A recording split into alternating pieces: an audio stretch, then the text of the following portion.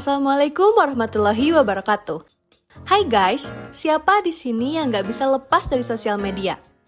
Kayaknya hampir semua dari kita nggak bisa jauh-jauh dari Instagram, Twitter, TikTok, atau mungkin YouTube ya. Tapi pernah nggak sih kalian merasa capek atau stres gara-gara lihat drama di sosial media? Misalnya, ngelihat orang pamerin hidup mewahnya, terus kita jadi ngerasa minder.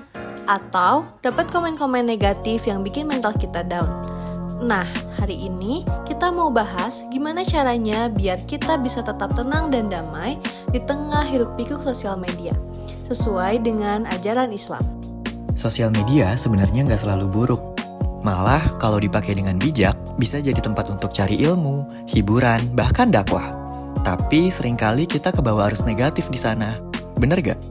Misalnya, kita ngelihat temen yang tiap hari posting liburan atau barang-barang mewah, bawaannya kita jadi iri. Kok dia hidupnya enak banget sih? Aku kapan ya bisa kayak gitu? Nah, ini yang bikin kita nggak tenang. Media sosial bikin kita sering lupa bersyukur sama apa yang kita punya. Padahal, Allah udah bilang dalam Al-Quran, surah Ibrahim ayat 7.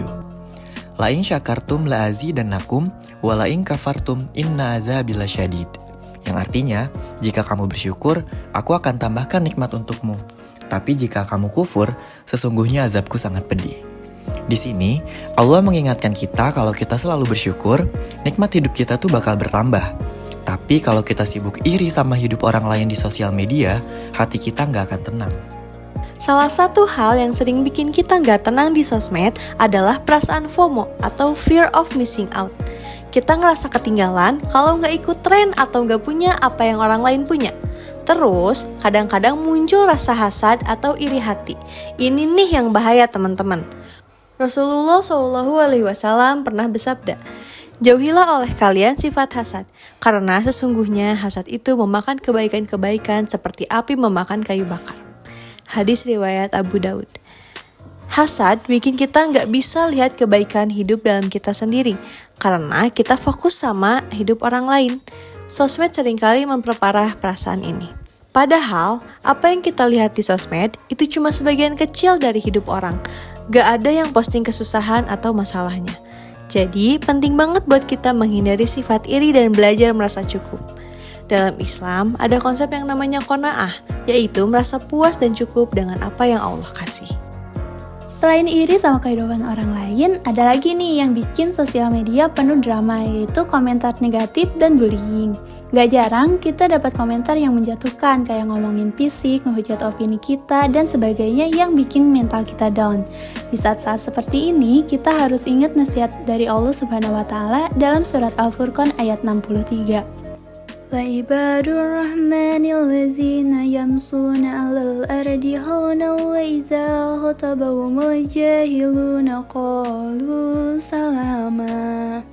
Yang artinya, dan hamba-hamba Allah yang maha penyayang adalah mereka yang berjalan di atas bumi dengan rendah hati. Dan apabila orang-orang jahil menyapa mereka, mereka menjawab dengan kata-kata yang baik. Jadi, ketika ada yang menghujat atau berkata buruk, sikap kita sebagai muslim adalah tetap tenang dan gak ikut-ikutan marah. Respon kita harus elegan, hindari balas dendam atau memperkeruh suasana. Ingat ya, menahan emosi dan berkata baik itu justru tanda kekuatan iman. Salah satu cara agar tetap tenang dan tidak terjebak dalam drama sosmed adalah dengan mengatur waktu. Jangan sampai kita terlalu lama scrolling sampai lupa waktu, lupa sholat, atau bahkan lupa ngobrol sama orang di dunia nyata. Rasulullah SAW pernah bersabda, manfaatkanlah 5 perkara sebelum 5 perkara. Mudamu sebelum datang masa tuamu, sehatmu sebelum datang sakitmu, kayamu sebelum datang miskinmu, waktu luangmu sebelum datang kesibukanmu, dan hidupmu sebelum datang kematianmu. Hadis riwayat Al-Hakim. Di sini Rasulullah mengingatkan kita untuk menggunakan waktu dengan baik. Jadi, yuk kita batasi waktu di sosmed, gunakan sosmed seperlunya, jangan sampai menyita hidup kita. Jadi, hidup tenang di tengah drama sosial media itu gampang banget. Yang penting kita ingat 3 hal ini. Pertama, bersyukur dan gak iri sama apa yang orang lain punya. Kedua, menjaga hati dari FOMO dan komentar negatif. Dan yang ketiga, mengatur waktu dengan baik biar gak ketergantungan sama sosial media. Sosial media memang banyak manfaatnya. Tapi kalau nggak bijak memakainya, bisa bikin hati kita nggak tenang. Jadikan media sosial sebagai tempat menebar kebaikan dan inspirasi, bukan tempat untuk membandingkan diri atau ikut-ikutan drama yang gak penting.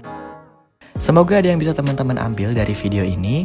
Kurang lebihnya mohon maaf. Wassalamualaikum warahmatullahi wabarakatuh.